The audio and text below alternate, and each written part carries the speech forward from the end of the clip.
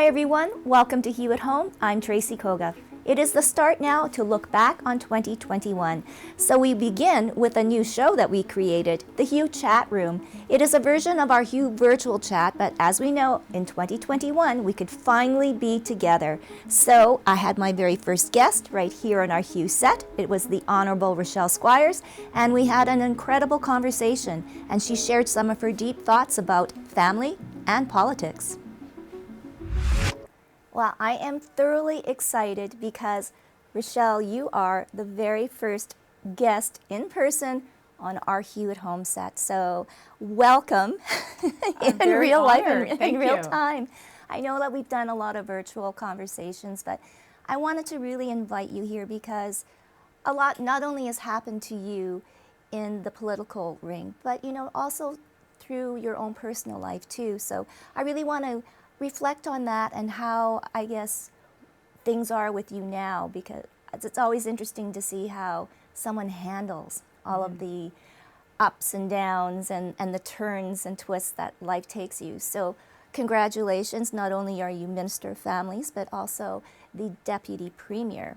So my question is, what does the Deputy Premier all do? Well, first of all, thank you so much for having me here in your lovely studio, and congratulations on successfully keeping your company and your show going through a very challenging time that so many people have been experiencing in our province and around the world. And it's just so great to see entrepreneurial women like yourself succeed. So congratulations. Oh, thank you. It's been a really exciting summer. And I've been very honored to be part of a conversation that I think more women need to be a part of. Ever since I got into politics and ever since I've been elected, I've tried to use my platform as much as possible to really champion women in politics and other industries and sectors that are perhaps not dominated by women, and in fact are not even close to achieving parity. And politics is certainly one of those sectors. I've said it before, but it certainly bears repeating. When I got elected, I was the 60th woman in the province's history to ever hold office in the Manitoba legislature, in comparison to a roughly 800 men who have been elected to the legislature. So we've got a significant imbalance. And then it gets even smaller when you think about how many women have actually sat around the cabinet table, women who have crafted and drafted and debated the laws and the regulations that really provide the foundation for our society. And that number is even smaller. I believe it's about 33, or when I was appointed to cabinet, it was about that number. And so we're really seeing that the realm of politics in general has been male dominated, and it continues to be.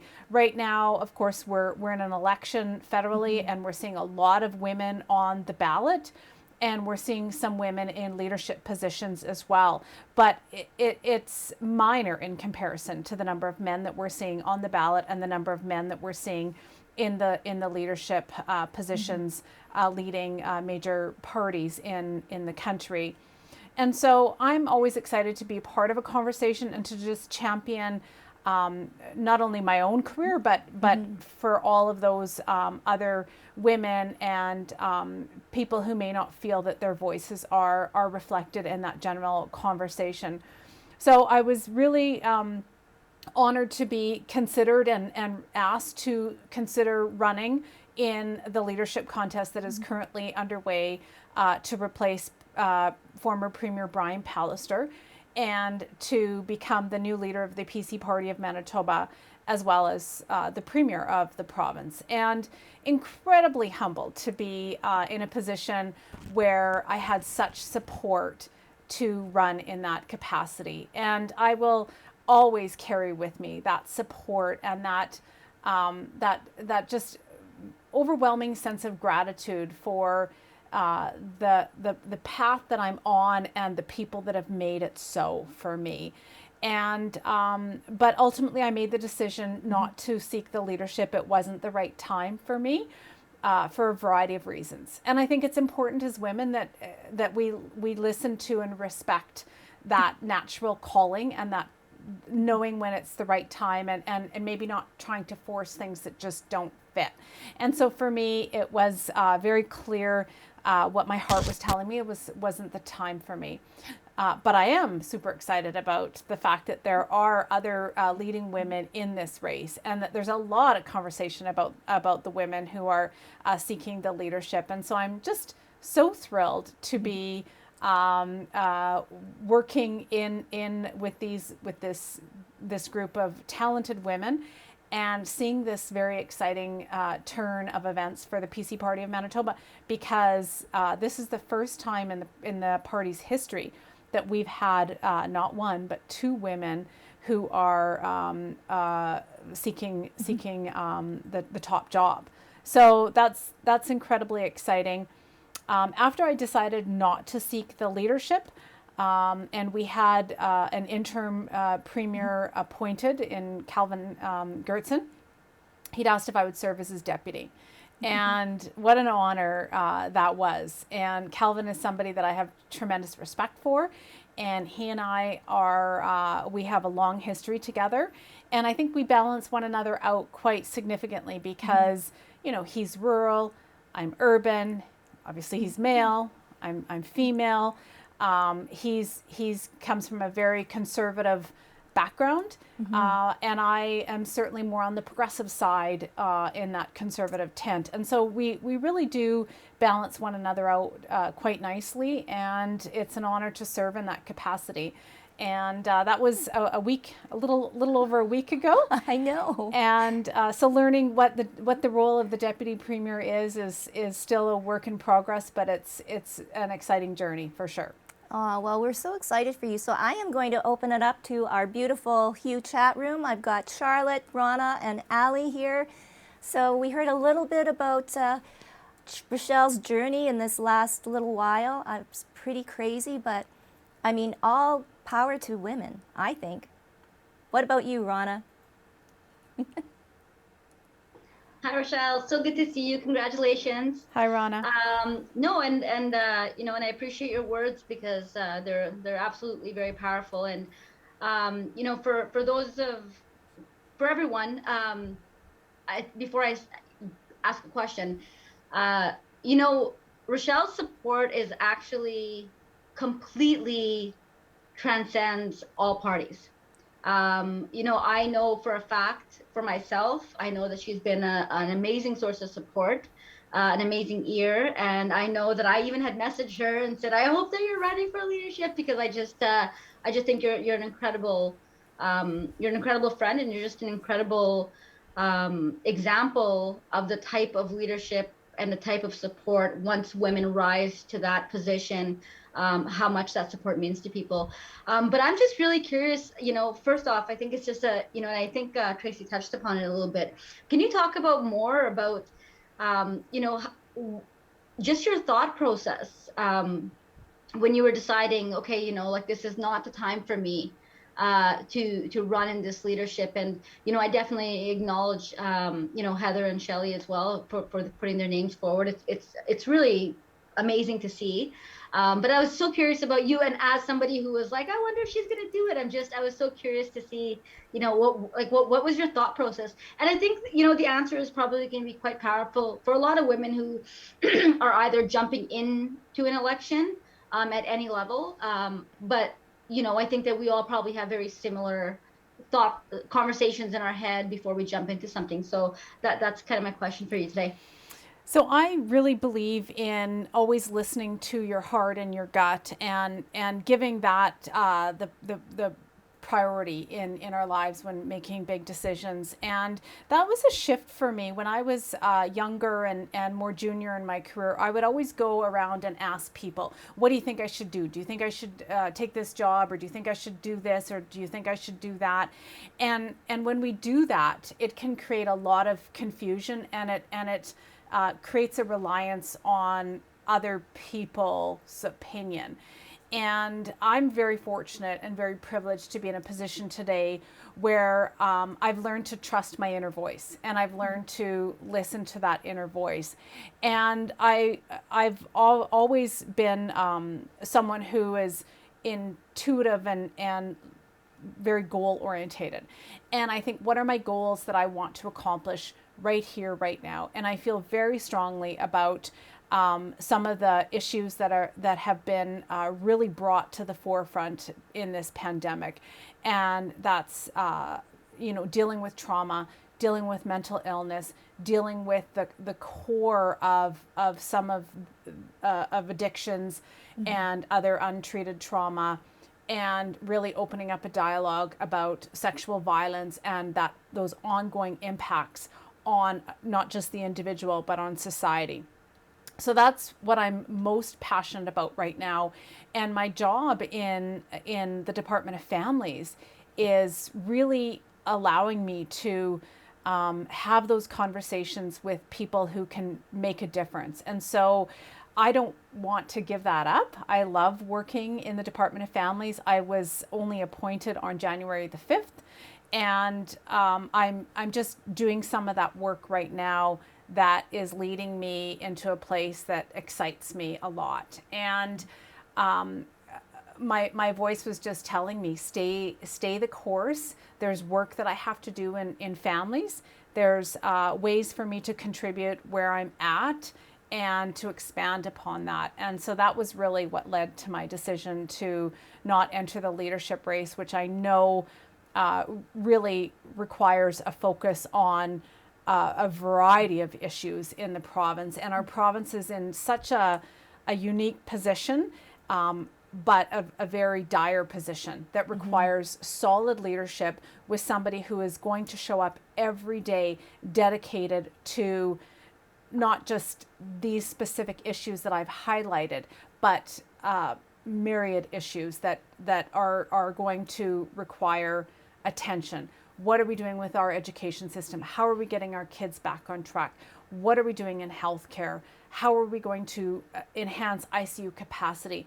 And how are we going to really address the fiscal situation that we find ourselves in, and so many other important initiatives that I'm excited to support. And to see a good number. There's 3 people, to my knowledge, right now that are seeking the leadership, that are willing to put in that focus and have that overview, that broad focus, and allows me to continue with my very specific heart-led focus. Yes, and it is a learning process too, right? I mean, you learn from others. So definitely, you know now that Rochelle is very passionate.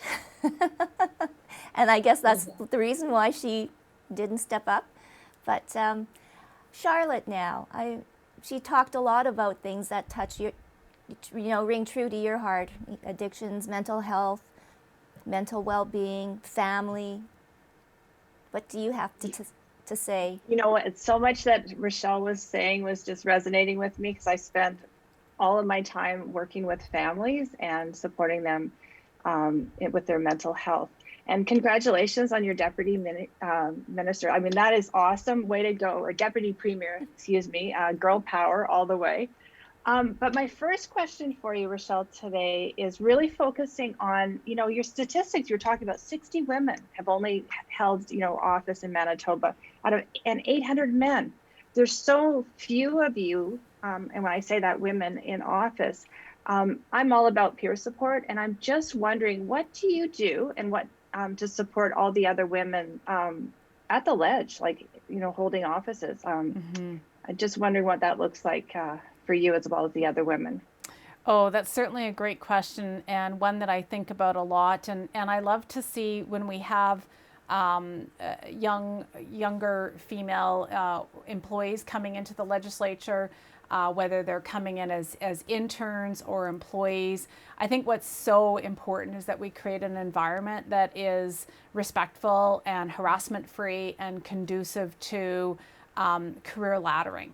And so I try to do that in every circumstance that I can, and as well as being a peer support for my colleagues right now that are in the legislature. And one of the things that I find very unique is that sort of collegial environment extends beyond party lines. And Ron and I have had conversations about this before, where I consider Ron a good friend, and I consider people who are certainly not affiliated with the party that I'm associated with to be good friends. And I love that about where I'm at in life, and where these amazing women are that I get to work with are in life. And I think that being able to go beyond party lines or go beyond ideology, and just really focus on humanity and focus on our common goal of raising awareness and creating a platform and a voice for people who have been marginalized, whether that's because of their gender, or their sexual orientation, or their race. Those are issues that we need to break down those barriers and build a more inclusive society. And I'm just thrilled to have those conversations with people, and to count among my friends people who are wanting to be on that same journey, where we're just breaking barriers and getting stuff done together. So it is a good time for women in power at the ledge, or it's a good time in respect of our history. So if you go back 20 years, there wasn't, even 10 years, there wasn't anti-harassment policies that exist today. Those are relatively new. If you go back 30 years, there weren't a gender diverse group. You would walk into a minister's office, and the only women that would be in the office would be perhaps not the decision makers. And I would never want to disparage any of those roles. I've had those roles myself, and they're wonderful, and they offer an opportunity, great opportunities. But we know women need to be at that decision making table as well. And like I said, 20 years ago, you wouldn't have found as many women at those decision making tables, and certainly not 30 or 40 years ago. So it's a good time, relatively speaking. There are challenges, and I know Ron and I have talked about that, and I know Ron has spoken publicly about those challenges, where when you're a woman and you put yourself out there, there are certainly unintended consequences and things that we may have to deal with that others don't. I fortunately am so incredibly privileged that I have probably not have to deal with things to the extent that I know Rana's spoken to. Does that mean things have gotten better in the last 6 or 7 years since Rana was in a leadership position? I'd like to think so, because since then and now, we've had that Me Too movement. We've had awareness. We've shone a spotlight on that dirt and that sewer that can sometimes just take over certain social media platforms, and we're calling it out. And so I think there's less of it, but I'd be very interested to hear if the panel agrees with me that there's less of that today than there was 5 years ago. all right, Allie, you can be first up. So first of all, congratulations. I have to thank you on a general level, and then again on a personal level, because I did my internship, and I did my internship with you. So I have never felt so supported and encouraged and inspired through that. And I have to say, since I got really into politics, just after university, I haven't seen such a clear area and such an area where I could feel comfortable. Say if something happened to me when I was doing my internship, or something happened to another individual, I've never had a second thought that I wouldn't be able to approach somebody about it. Whereas I'm not too sure that would be the case 5 years ago. And right now, I think more than ever, not only to go to another woman, but to also be able to go to another man in office and be able to speak about it. I think that's so much more common right now, and more available and more comforting now than it would have been 5 years ago. So I have to say, I think so, and I definitely agree, but that's just coming from my own standpoint. And do you have a question, Allie, for Rochelle? I do. So, I think a lot of times people think that politics is something that you're either coming down from another family member, or you're taking on leadership because it's so big in your family and it's so talked about. Whereas you talk about grassroots issues and you talk about your own personal life and your lived experience. So I kind of wonder what you would tell a young woman, maybe like myself, who's had lived experience in issues, like mental illness and like sexual violence. What would you tell them, and how important it is to bring these issues and this experience into office? Well, that's a great question. And I'll never forget about a decade ago when I was at the bank renewing my mortgage with my husband. And I was seeking office for the first time. I believe I was a declared candidate, but I didn't hold office. And I was just chatting with the lady, and she said, I once thought about running in politics, but I'm divorced, and I just don't think that would be something that would be acceptable. And I was taken aback about that, because I believe that we need to make space for all different families and all different walks of life and all different experiences. And I've just always been somebody that leads with my heart and speaks what's on my mind, and not turn from my past. And I think when we try to deny ourselves, that's where trauma continues to live on. And so I made a conscious decision when I got elected to be true to who I am, and not worry about the consequences. Like, if I talk about the fact that I'm a survivor of sexual violence, is that going to make me less electable? If I talk about my struggles as a mom and as a wife, and I have a blended family, my husband and I were both we both have previous marriages, and we came together 13 years ago, pardon me, and we have 5 children. And a blended family is very complex. And I thought, if I can't talk about my experiences in a second marriage and in a blended family, then because if that makes me unelectable, I don't buy that. And if I talk about the fact that I have had depression in the past, and I have had struggles with my mental health, and that these are the things that I have to do on a regular basis to maintain my good mental health. I don't think that those things make us unelectable. I think they make us better suited for office. And I think we should come to office as our true, genuine selves, because we're representing a diverse community. And I take that into consideration on a regular basis. I represent 22,000 people right here in Riel, and everybody has different experiences. And so I think the fact that I'm open about my various, my different experiences makes me more relatable, or at least I would hope that my constituents would feel that. Well, and as you're just a perfect example of, once you share your story, the ball starts to roll, and people say, oh, that happened to me, or oh, I've been feeling like that. And it just becomes easier for the conversation to start. Ron, I'm going to go back to you and get your thoughts on that other comment that Rochelle made when I asked, so is it a good time for women? Yeah, and it's a great question. It's interesting for me because I'm watching, so I'm kind of on the outside looking in, and there are things that we should find very encouraging, and some of those things are, the fact that there are so many women supporting other women, and I can see it. I can see it being out of it, that I still see it, and I've been on enough panels and enough conversations with various elected officials, that you could kind of see it. And that was definitely not something that was available 5 years ago. Like, it just was, everything was kind of under the rug. It was a sign of weakness to reach out.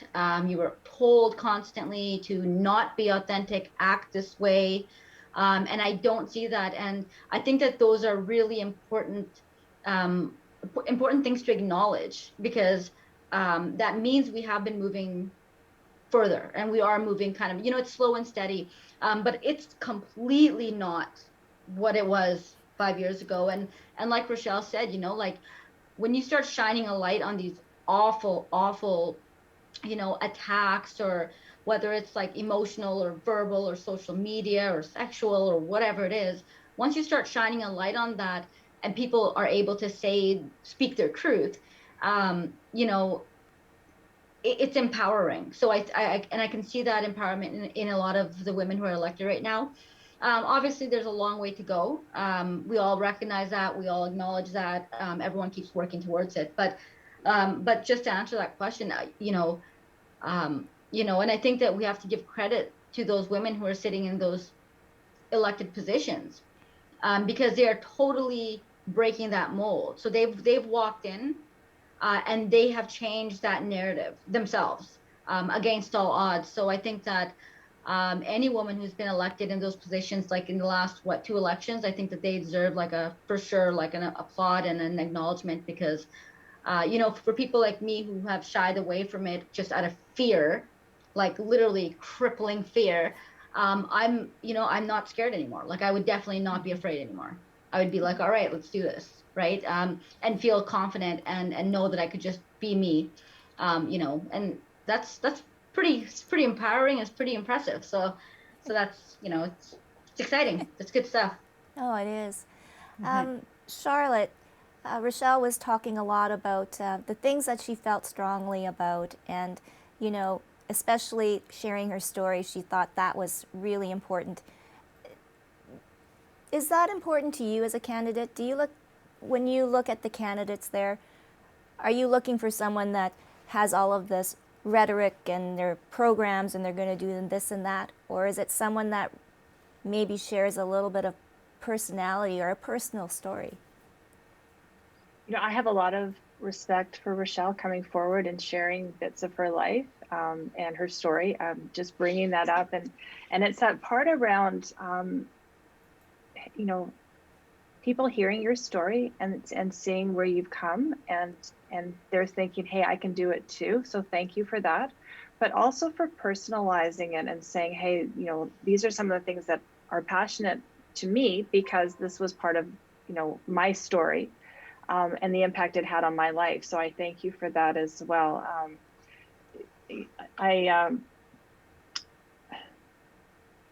Is it important for candidates to address that? I think so. I really do. I think it allows you to see the realness of a person and what's inside. Rochelle, you talked a lot about trusting your gut or your inner voice, and that's what I do too. So when I see candidates who are just there's nothing there, I wonder, what else is there, are they not telling? So, I'm really paying attention to what others are saying in this election, like the other three candidates, to make my decision. Because I am a conservative, I will say that. I just think that I'm glad you're still in families. I'm glad you've got your passions and your projects ahead of you. They align with a lot of things that are important to me too. So I think there is a reason why you're still in office in the Department of Families.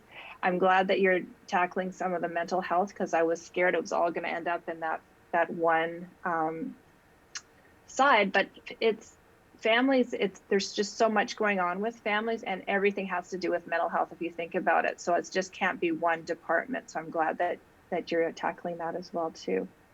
And I think there'll be another time for you to make a choice down the road, but I'm pleased where you are right now. So thank you. Thank you. And so, Allie, you're a big proponent and advocate for human rights.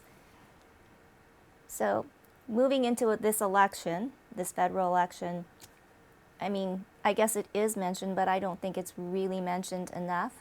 How important is that for you? I think it's incredibly important. I mean, it's important every day, all the time, every year, regardless if there's an election happening. But I think when there is an election happening and when leadership needs to be shown, I think more than ever, especially after these couple of years that we've had that have just been so disheartening for many people, I think it's incredibly important to have these at a forefront. So I know a lot of people right away go to what are we going to do for the bigger things, right? The economy in certain different areas. But it's so important to have that level of humanity, even just for yourself, and giving people that level of comfort too. And I just have to say, I mean, for myself, I speak very candid about my own mental health and my own life. And I've had many people say to me, you know, one day you're going to run in politics and this is all going to be dirty laundry. But again, to what Rochelle was saying, I don't think that makes you unelectable. I think it actually makes you so much um, more electable. And for myself too. So human rights need to be at a forefront. And a lot of people will say it shouldn't be something that government should be meddling in. But when it really comes down to it at the end of the day, it makes you more of a human, and it makes you more of somebody who's personable instead of just a commercial, instead of somebody who's just reading what they want to hear. It makes you more of an individual. So it's incredibly important for me. Oh. Now, is there anything else that you want to ask Rochelle? Any of the ladies?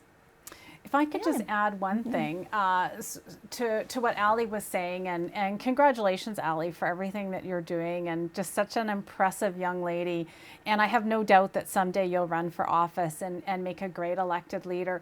One of the conversations that I don't think is happening often enough is how we've got this centralization of power, whether it be in the House of Commons or in legislatures all throughout the country, where we see power is really concentrated at that upper level. And it's really important. I would say it's more important than ever to be looking for candidates who are willing to challenge status quo and to make statements, whether that be behind closed doors, which is often the most preferred route when you're in government, to have those arguments behind closed doors, or make them public when necessary, but to always remember that you're representing your constituents and that you're working for your constituents. And it's really easy, I would say, to get lost in the House of Commons or to get lost in the legislature and think that you're, and to get disconnected with your constituents and to really feel stifled by that concentration of power and to forget that you have a voice.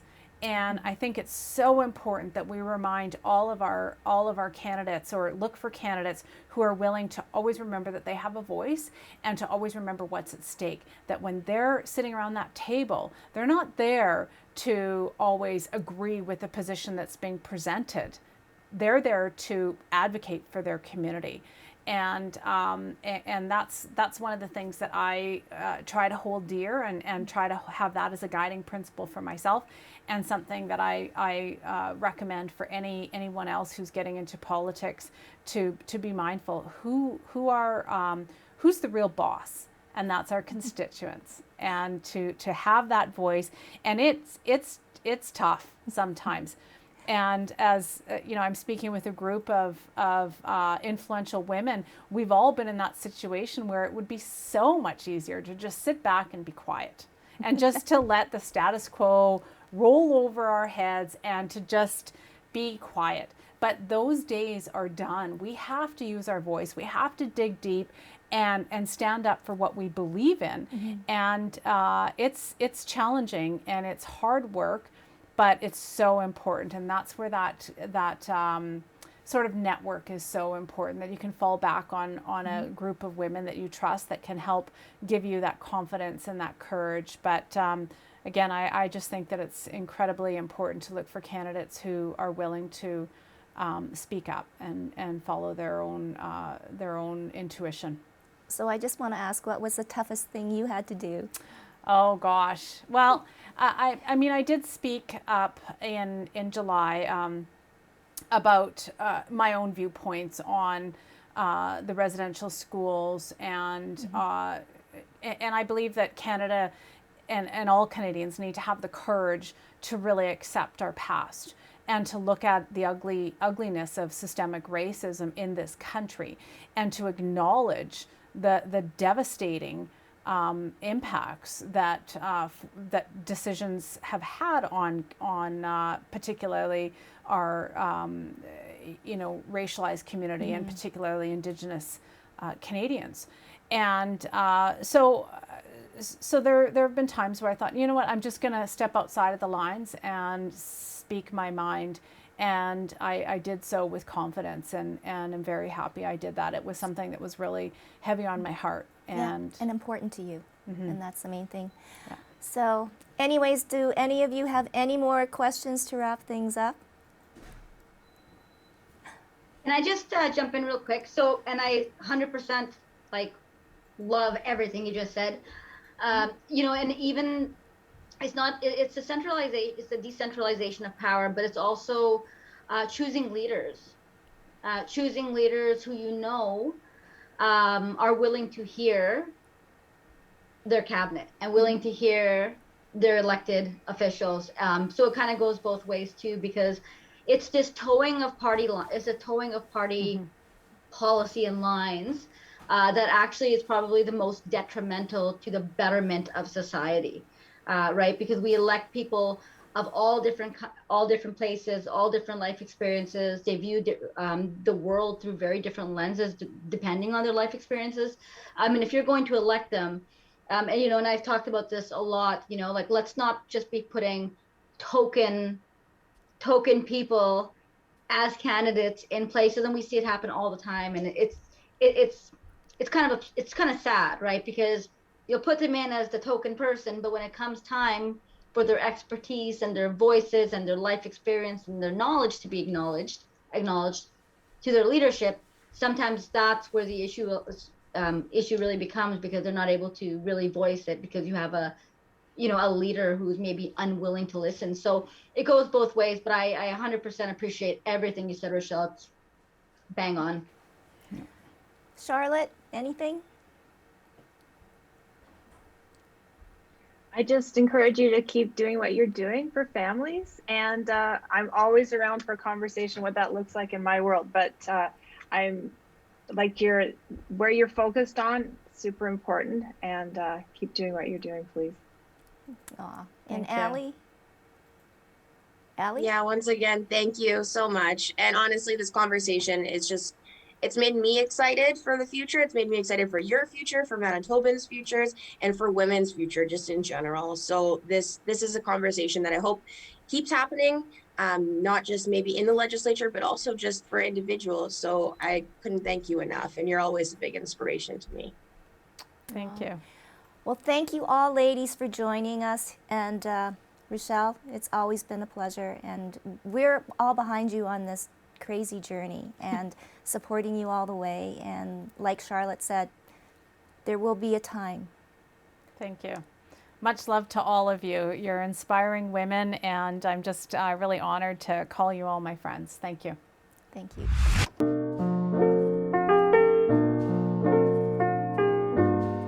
Girl, you know what's up. Ooh, say what, say what, say what. Girl, you know what's up. Ooh, say what, say what, say what. So tell me what's up. I'm begging you. I'm begging you. Girl, you know what's up. Say I'm begging you. And I'm wanting you. So tell me what's up. Tell me what's up.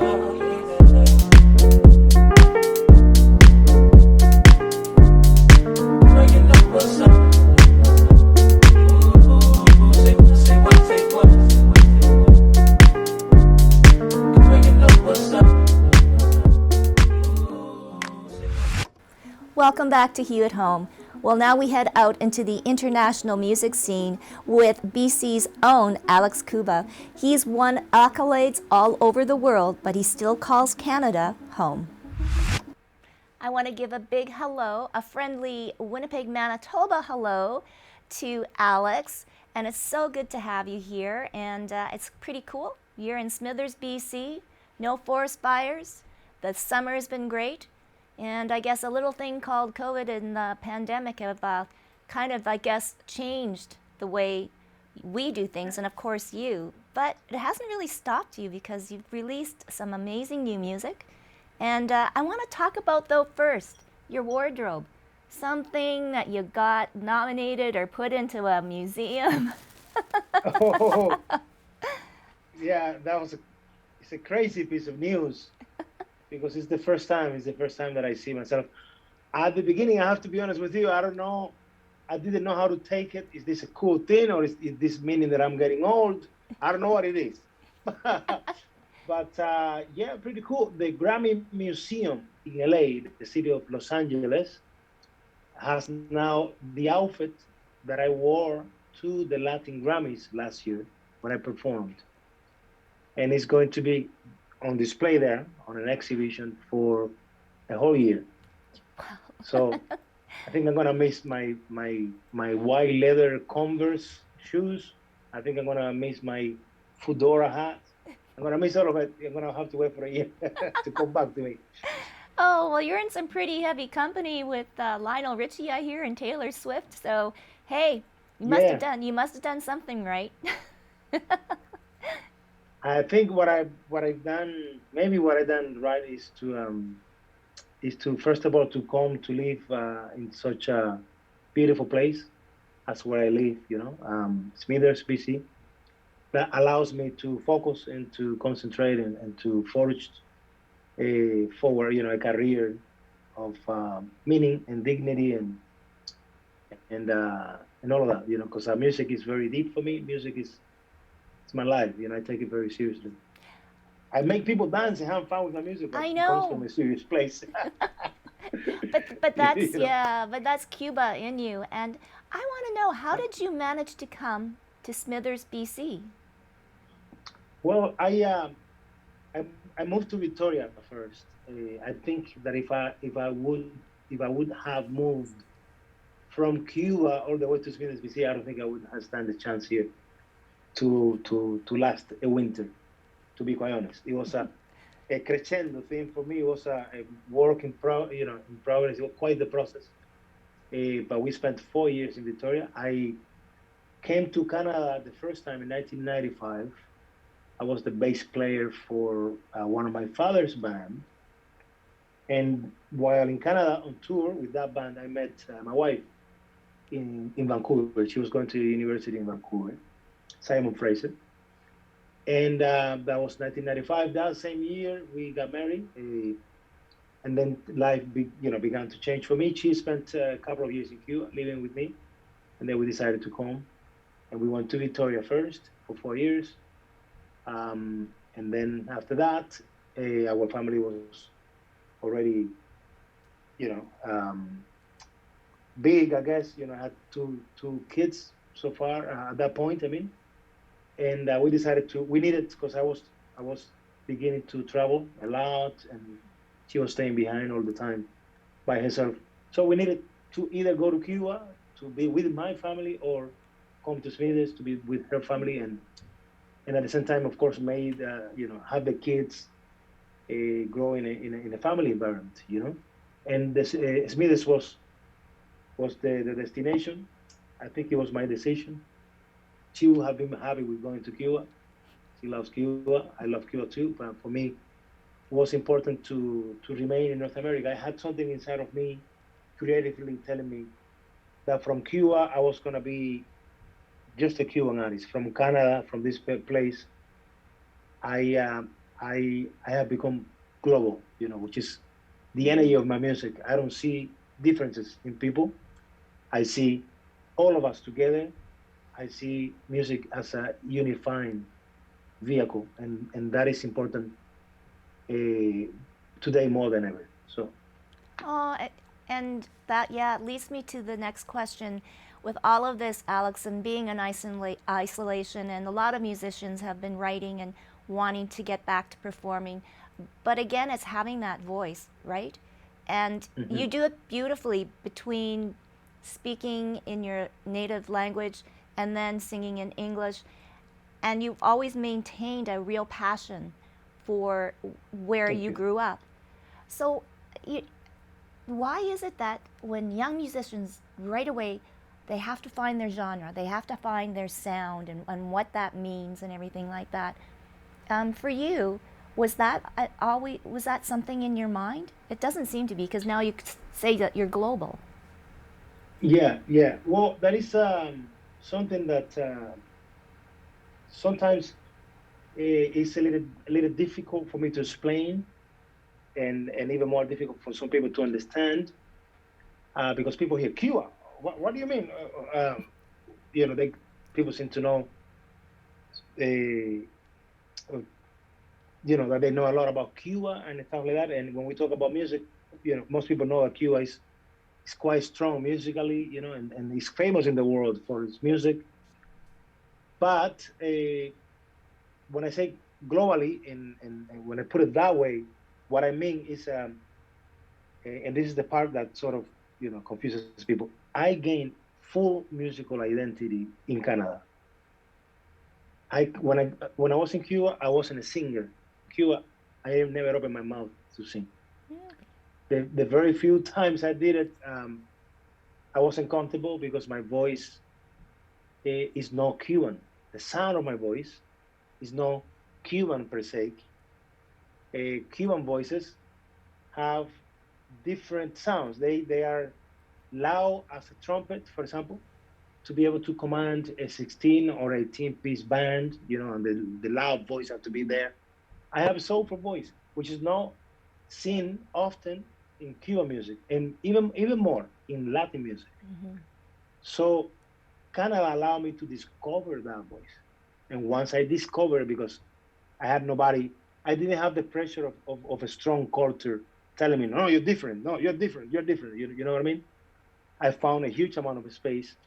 And because most people don't speak Spanish in Canada, that never shut me down. That actually, I always saw the language as an incentive for me to become better, to be better all the time. Because something told me from early in my career in Canada that if your music, if what you do is exceptional, if it's beautiful, it will pierce the barrier of language like you have no idea. And so while I didn't have a Latin market right in front of me, I had a market that didn't understand what I was saying. So I took it as, okay, this is the world. I should aim at the world globally, musically, what I do. And that's what I've been meaning I don't, how sounds and even topics, they have an aim culturally on in different societies, like all music done in Miami, for example, has to be rhythmical because people only like dancing, or most people only like dancing. You know what I mean?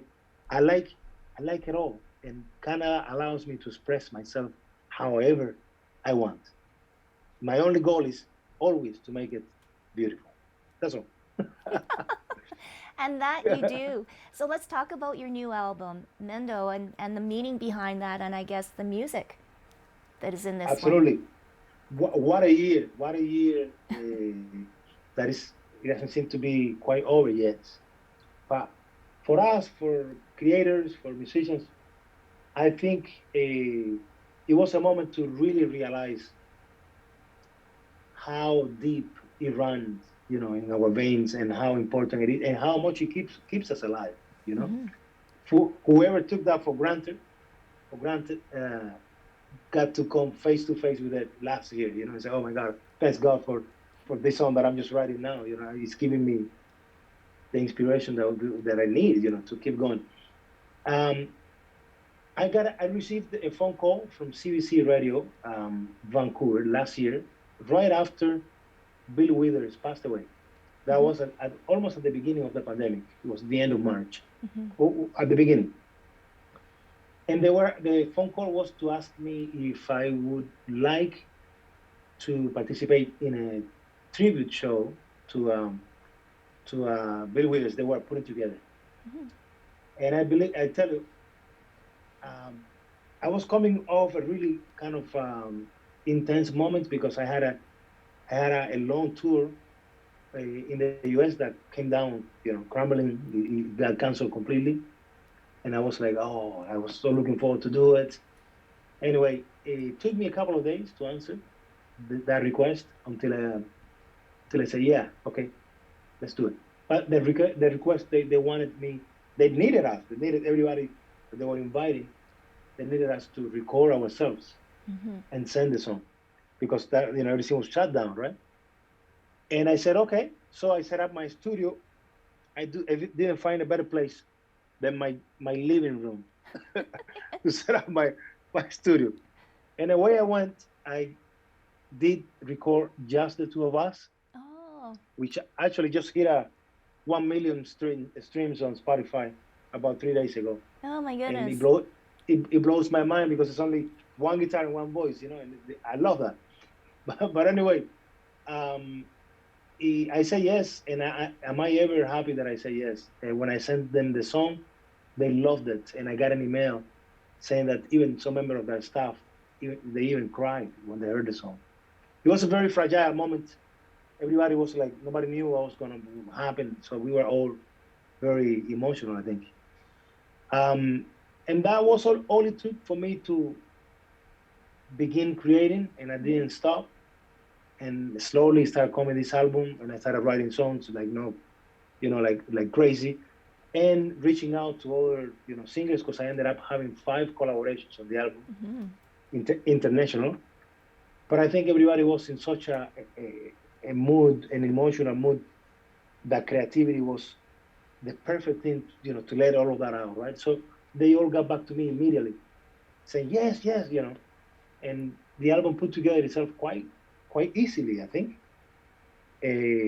But yeah, it's an album. At some point of the creation of the album, which I titled Mendo, and it was released May 21st, I realized that I didn't want the album to be deemed the album that came out of the pandemic, because that was gonna make me, I don't know, sometime in the future maybe not like the album. And I love the classic appeal of my music. I like the fact that I can go back and listen to my first album and still love it, because I am a classic artist. I have that taste in music.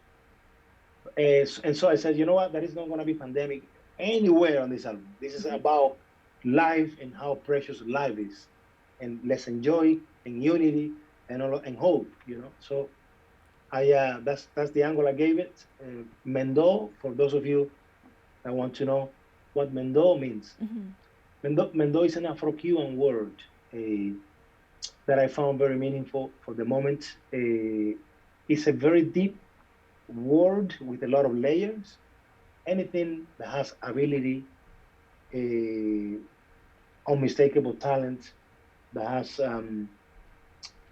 unexplainable qualities to it, has Mendo in it. Mendo is something magical. It only comes from the soul, And I thought it was the most appropriate thing or term to title my new album. Wow. Yeah. So beautiful. Oh, so I know Thank that you. I was hoping that you could do an acoustic, but I know that, things were a little rushed. But is there a chance that you could? Yeah, sure. Why not? I just have to find. Would you give me just a second? I need to Yeah. find my cable. Sarah, what is the case for the? In the pocket of the case, there is my cable in there. Unless I.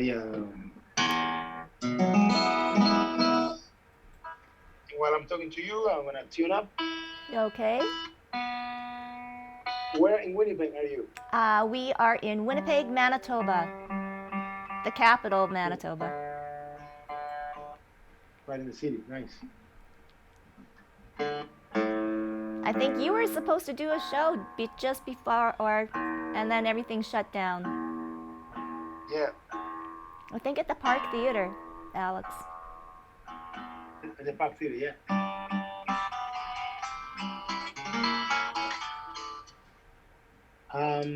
From the new album, we can do.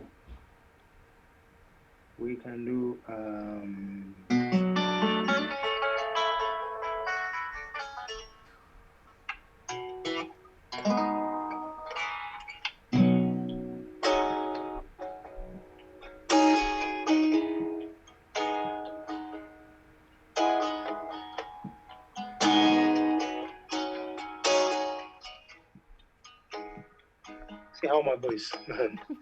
Hay un disparo de luz en tu sonrisa que se apodera de mí como la brisa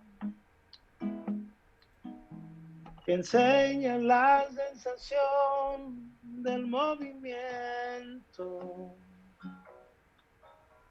que no conoce el temor ni el sufrimiento. No es un eclipse del sol, no es un pretexto, no tiene acento ni voz, le sobra el tiempo. Asciende desde el amor, el más honesto. Me enseña todo el honor sin ser su dueño. Tu amor y tu amistad me significan más que todo cuanto pueda existir. ¿Y qué sabía yo de amar sin condición, de sentimientos libres para dos?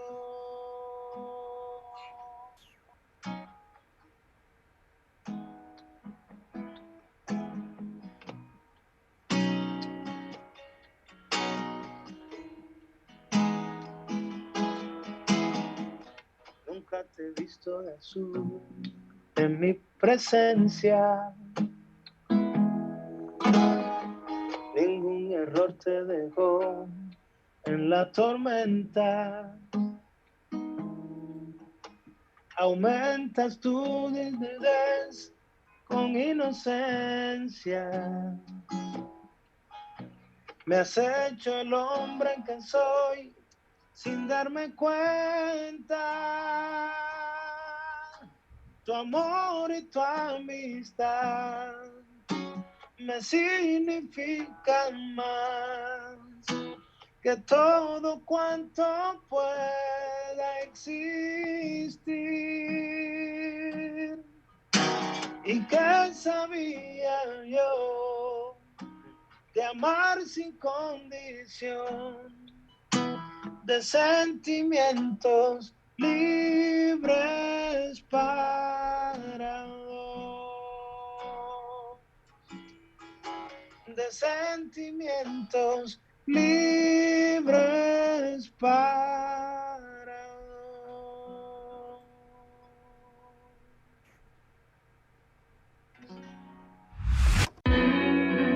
So the Hive is a climbing and fitness facility, so we're bouldering only, which means no ropes or harnesses. We use mats for protection.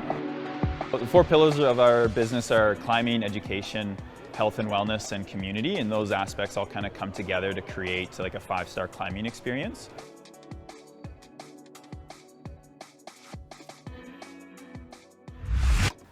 We want to give a very special thank you to all of our guests on today's show and leave you with this question. What was the best moment for you in 2021? We want to know, so send us an email to hello@ilikehue.com, or you can message us on Facebook and Instagram at iLikeHue. But for now, stay safe and healthy, and we'll see you next time on Hue at Home.